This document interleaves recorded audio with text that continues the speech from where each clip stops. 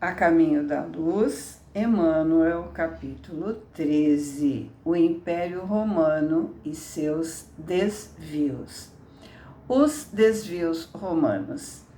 Ainda nos referindo às conquistas romanas, antes da chegada do Senhor para as primeiras florações do cristianismo, devemos lembrar o esforço gasto pelas entidades espirituais junto das autoridades organizadoras e conservadoras da República, no sentido de orientar a atividade geral para um grande movimento de fraternidade e de união de todos os povos do planeta. Ou seja, a função de Roma, dominar grande extensão, tinha um propósito. Esse propósito do plano espiritual era, e continua sendo, né, a unificação com o amor entre todos. Os pensadores que hoje sonham a criação dos Estados Unidos do mundo, sem os movimentos odiosos das guerras fratricidas, podem sondar os desígnios do plano invisível naquela época. A Grécia havia perscrutado, examinado minuciosamente, na medida do possível, todos os problemas transcendentes da vida. Nas suas lutas expiatórias, por isso foram dominados por Roma, né? Transferiu as suas experiências e conhecimentos para a família romana, então apta para a grande tarefa do Estado. A força de educação e de amor, essa última Roma, né, poderia unificar as bandeiras do orbe, criando um novo roteiro à evolução coletiva e estabelecendo as linhas paralelas do progresso físico e moral da humanidade terrestre. Ou seja, aproveitando que a Grécia tinha uma expiação para cumprir, Roma dominou a Grécia, aproveitando, aprender a sua cultura, a sua experiência, seus conhecimentos, porque Roma tinha as leis romanas, tinha ideias republicanas, enfim, estava apta para coordenar a unificação dos povos. Nesse particular, todos os esforços foram gastos pelos emissários do plano invisível.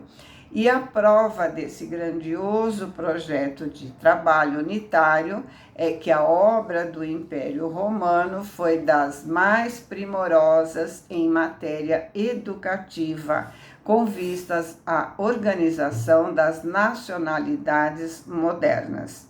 O próprio instinto democrático da Inglaterra e da França, bem como as suas elevadas obras de socialização, ainda representam frutos da missão educativa do Império Romano, no seio da humanidade.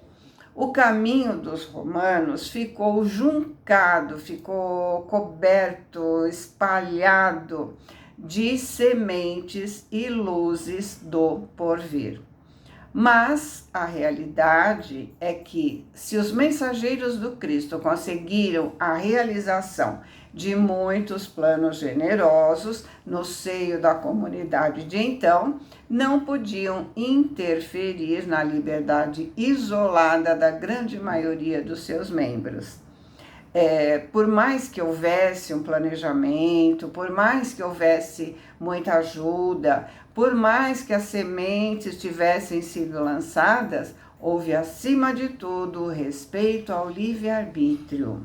Vamos lembrar do livro dos Mensageiros, né, onde André Luiz nos mostra claramente que quando reencarnamos, com o esquecimento dos propósitos assumidos no plano espiritual, voltamos a exercer nossas tendências e colocamos tudo a perder. Nós pensamos que estamos aptos para assumir o que nos propomos, mas infelizmente não estamos. E os espíritos superiores respeitam o tempo que ainda precisamos para crescer. Os abusos da autoridade e do poder. Em breve, os abusos da autoridade e do poder embriagavam a cidade valorosa. Toda a sede do governo parecia invadida por uma avalanche de forças perversoras, das mais baixas esferas dos planos invisíveis. Então, enquanto o plano espiritual superior conta com o cumprimento daquilo que nos propomos e se mantém apto para ajudar, intuindo ideias edificantes, nossos irmãos menos felizes também estão no propósito de nos lembrar as nossas tendências. E aí entra em cena o nosso livre-arbítrio, né? E fazemos nossas escolhas, que infelizmente nem sempre são as melhores. A família romana, cujo esplendor espiritual conseguiu atravessar todas as eras, iluminando os agrupamentos da atualidade, parecia atormentada pelos mais tenazes inimigos ocultos, que aos poucos minaram suas bases mais sólidas, mergulhando-a na corrupção e no extermínio de si mesma, dada a ausência de vigilância das suas sentinelas mais avançadas. O que ele está dizendo? Aqueles espíritos que reencarnaram com o propósito de fazer o bem foram aliciados pelos inimigos ocultos, isso é, por mais que tivessem bases sólidas, foram seduzidos pelo poder, pela fama, pelas facilidades, pelas traições, pela riqueza e pelo uso do seu livre-arbítrio fizeram a sua opção. E como Emmanuel diz, mergulhando na corrupção e no extermínio de si mesmos, dada a ausência de vigilância dos missionários. Por isso, a importância do vigiai e orai, porque qualquer vacilada é oportunidade para nossos irmãozinhos infelizes entrarem em ação. Um nevoeiro denso obscurecia todas as consciências. Ideias infelizes obscureciam as consciências. E a sociedade alegre e honesta, rica de sentimentos enobrecedores, foi teatro de crimes humilhantes, de tragédias lúgubres e lastimáveis assassinatos. As classes afortunadas aproveitavam o excesso de poder, instalando-se no carro da opressão, que deixava atrás de si um rastro fumegante de revolta e de sangue. Os Gracos, filho da veneranda Cornélia, são quase que os últimos traços de uma época caracterizada pela administração enérgica, mas equânime, moderada, calma, cheia de honestidade, de sabedoria e de justiça. Cornélia Graco foi uma mulher de vasta cultura. Ela conhecia várias línguas e a literatura greco-romana. Sua família foi que mais contribuiu para difundir a cultura helenística em Roma, Círculo dos Cipiões. Apoiava as iniciativas políticas reformistas dos filhos, que iam contra os ideais de sua classe e que iriam causar a morte violenta de ambos no Senado romano. Após o assassinato dos filhos, Cornélia retirou-se de Roma e foi viver em uma vila em Míceno. Os chefes de Roma. Depois de Caio, que foi assassinado no Aventino, Aventino é uma das 7 colinas sobre as quais a cidade de Roma foi fundada. Foi assassinado por senador que era contra seu governo. Embora, então, depois de Caio, né, que foi assassinado no Aventino, embora se fizesse constar tratar-se de um suicídio, instala-se definitivamente um regime de quase completa dissolução das grandes conquistas morais realizadas. Então, houve o quê? Um retrocesso. Todas as conquistas morais caíram por terra. Mário sobe ao poder. Então, quem é Mário, né? Caio Mário, ele foi um bem-sucedido comandante militar e político que foi aclamado por salvar Roma da iminência de um colapso. Em tenra idade, ele entrou na Legião de Roma e serviu com integridade. Depois, estabelecendo suas relações com romanos influentes e expondo seu honorável serviço militar, ele entrou na arena política e subiu na escala política. Então, né, continuando, Mário sobe ao poder depois das vitórias contra a Jugurta e contra os germanos, que haviam, por sua vez, invadido o território das Gálias. Então, o que é a Guerra de Jugurta ou Guerra Jugurtina?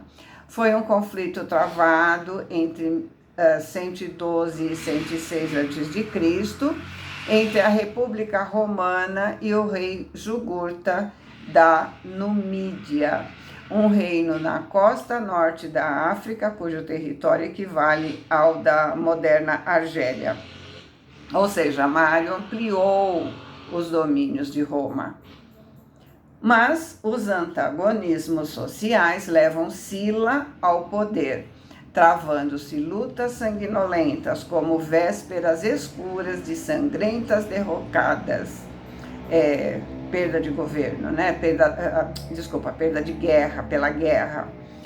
E Sila era de uma família de patrícios empobrecidos e participou ativamente das lutas que garantiam o controle do reino da Numídia.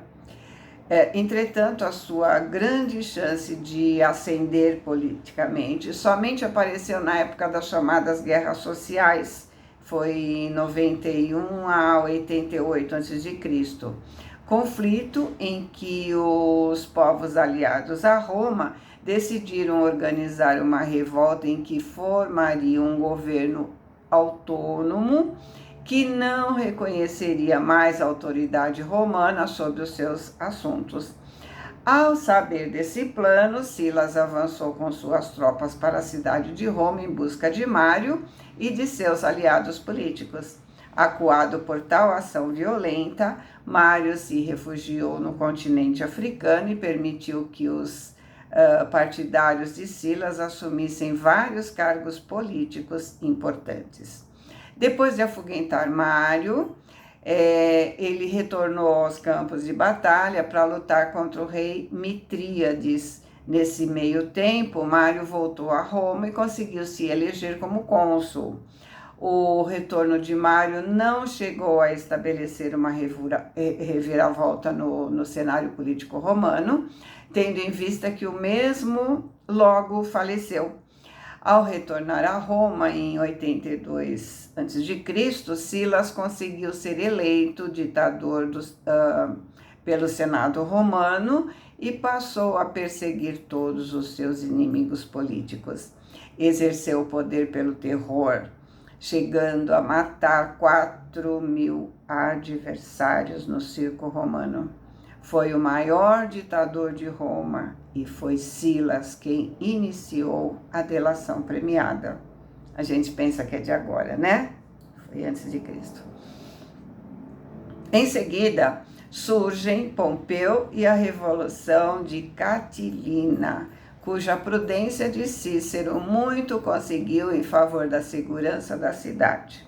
Então, Lúcio Sérgio Catilina e Marco Túlio Cícero são dois personagens aqui dessa trama, né?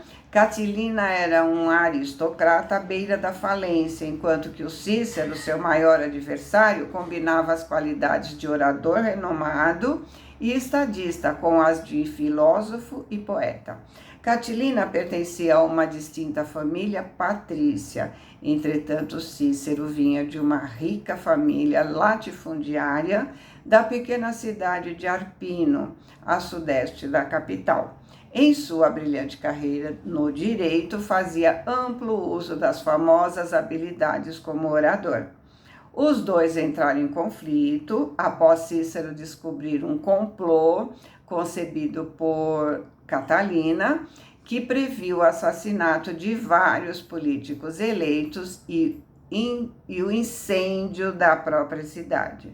O propósito desse suposto ataque, conforme revelado mais tarde, seria a eliminação dos débitos de todos, tanto os dos pobres quanto os dos ricos, incluindo aí o próprio Catilina. Alguns acreditam que o caos resultante permitiria que Catilina assumisse o papel de liderança, que sempre desejou apaixonadamente.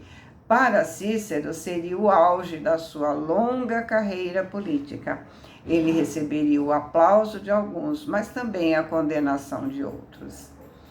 Cícero havia utilizado sua habilidade como orador para trazer à baila o caráter maculado de Catilina, o que lhe custou a eleição, mesmo antes da conspiração ser revelada. Cícero considerava Catilina como uma séria ameaça para a conturbada cidade, enquanto o famoso orador acreditava no poder da lei e o respeito à Constituição. Catilina via-se como um campeão dos pobres, dos veteranos falidos e dos despossuídos. Logo após, se verifica o primeiro triunvirato, com a política maneirosa de Caio Júlio César, que se alia a Pompeu e a Crasso para as supremas obrigações do governo. Triunvirato foi um acordo político envolvendo 3 generais de destaque no exército romano e muito bem quistos pela população. Essa aliança, feita de forma informal, sem nenhum caráter legal, marcou a ascensão dos generais na política de Roma, quando o exército romano derrotou as revoltas escravas em 70 a.C. Júlio César, Pompeu e Crasso, então, uniram forças para obter o controle político e enfraquecer a atuação dos senadores. Os 3 dividiram o comando das províncias romanas em várias regiões do mundo antigo, e a ideia para o primeiro triviato foi de Júlio César, em 60 a.C. Mas as citações históricas desviariam os objetivos do nosso esforço, ou seja, Emmanuel está dizendo que não vai dar esses detalhes que eu acabei de dar, mas talvez, né, vocês não tenham tanto conhecimento quanto eu também não tenho. E aí fica assim, quem são, o que aconteceu, por que ele está falando dessas pessoas, né? Por isso que eu andei fazendo essas observações. E aí ele diz, né? Nossa intenção é mostrar que o determinismo do mundo espiritual era o do amor, da solidariedade e do bem, mas os próprios homens, na esfera relativa das suas liberdades, modificaram esse determinismo superior no curso incessante da civilização. Então, nosso livre-arbítrio é relativo, mas existe. E por ser respeitado, o determinismo superior foi modificado.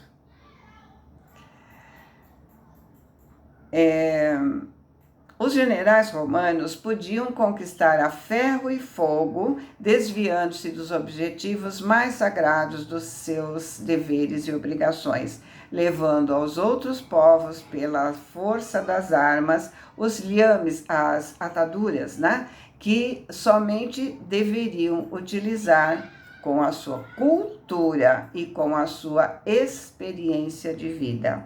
Mas seus atos deram origem aos mais amargos frutos de provação e sofrimento para a humanidade terrestre.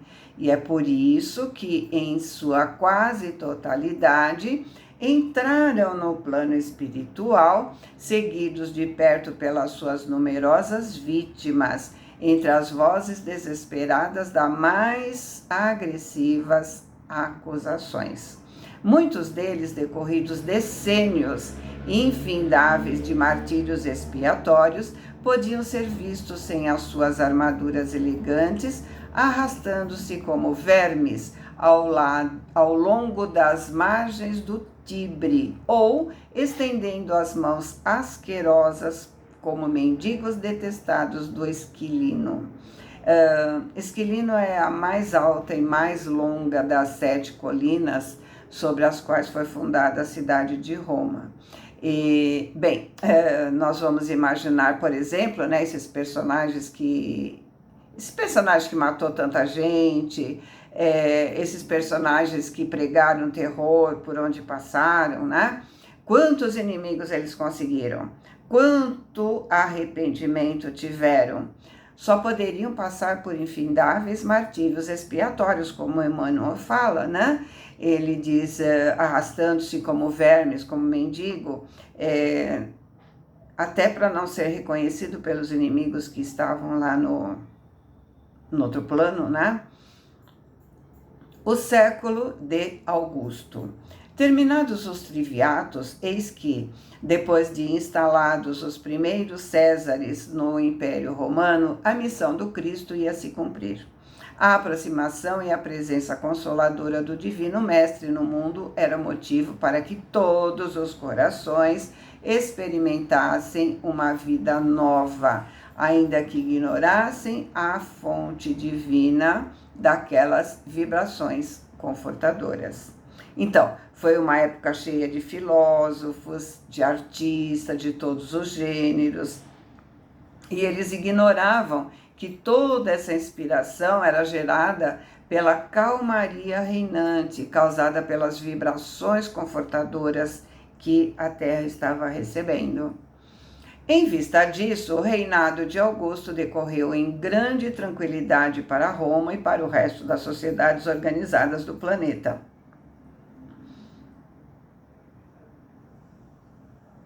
Realizavam-se gigantescos esforços edificadores ou reconstrutivos. Belos monumentos são erigidos. O espírito artístico e filantrópico de Atenas revive na pessoa de Mecenas, confidente do imperador, cuja generosidade dispensa a mais carinhosa atenção às inteligências estudiosas e superiores da época, tais como Horácio e Virgílio, que são poetas, né? Foram poetas, que assinalam, junto de outras nobres expressões intelectuais do tempo, a passagem do chamado século de Augusto, com as suas obras numerosas. Então, Caio Silnio Mecenas é de 70 a.C. até 8 a.C., foi o conselheiro do imperador Augusto, que patrocinou os trabalhos dos poetas romanos Horácio e Virgílio. Seu nome foi usado para designar aquele que patrocina as artes. Então, os mecenas eram os reis, príncipes, condes, duques, bispos, nobres e burgueses poderosos, dotados de poderes econômicos, os quais financiavam e incentivavam as artes no período da Renascença. Esses benfeitores, amantes e protetores das letras e das artes, que praticavam o mecenato, foram essenciais para o desenvolvimento da cultura renascentista. Essas ações eram bem vistas pela sociedade e, com o tempo, eles adquiriram grande prestígio. Esse termo estendeu-se até os dias atuais e, da mesma forma, indica a pessoa física ou jurídica que patrocina eventos culturais artísticos. Então, voltando, né? O espírito artístico e filantrópico de Atenas revive na pessoa de Mecenas. Foi o conselheiro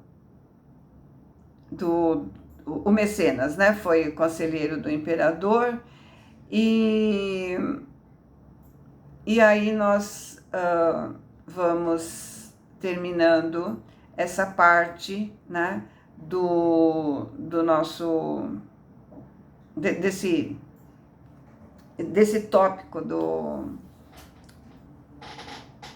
né, do capítulo. Transição de uma época. Depois de Augusto, aparece a barra da história, a personalidade disfarçada e cruel de Tibério, seu filho adotivo, que vê terminar a era de paz, de trabalho e concórdia com o regresso do Cordeiro a regiões sublimadas da luz. É nesse período que a Judéia leva a efeito a tragédia do Gólgota, realizando sinistramente as mais remotas profecias. Então vamos lembrar que a palavra Gólgota significa martírio, calvário, né?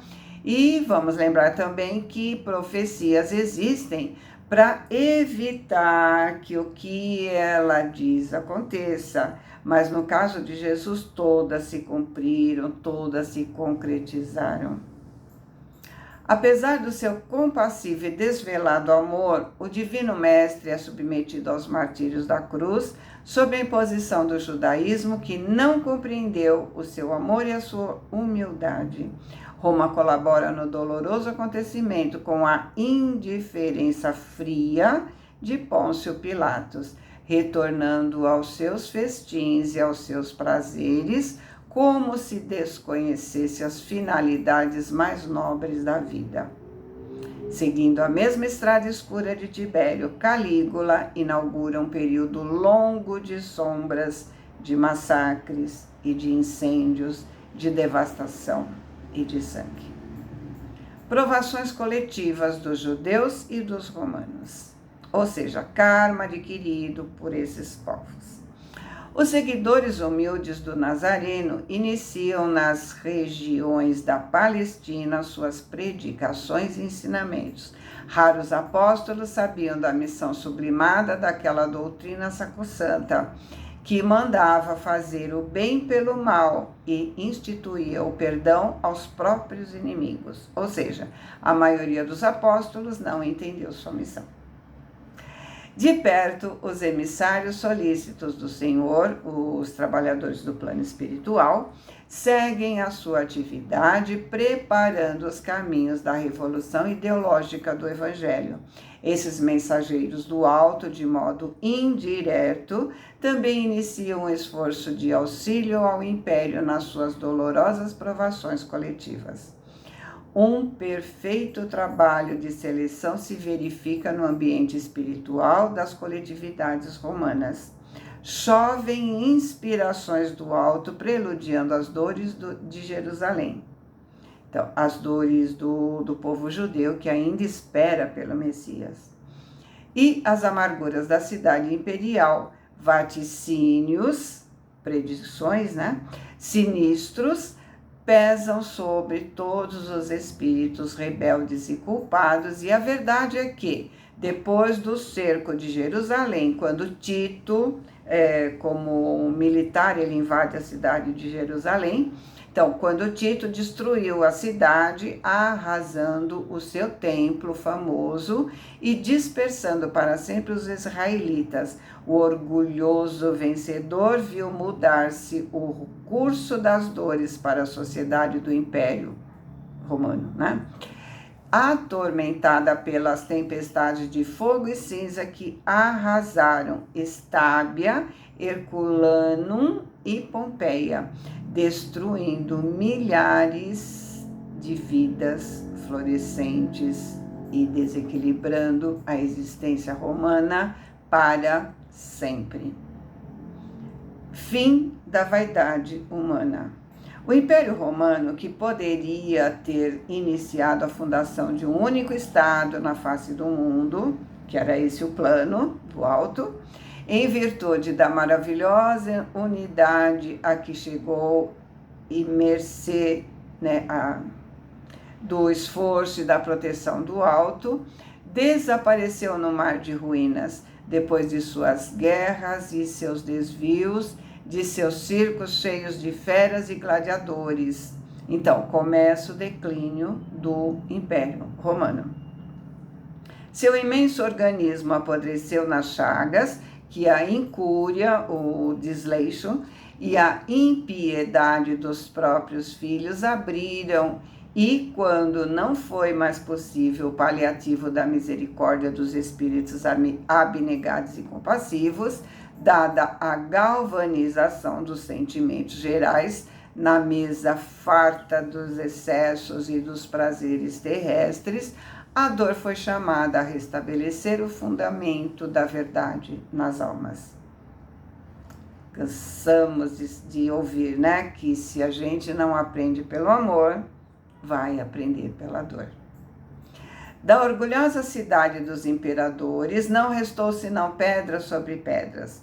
Sob o castigo da expiação e do sofrimento, os espíritos culpados trocaram a sua indumentária para a evolução e para o resgate no cenário infinito da vida.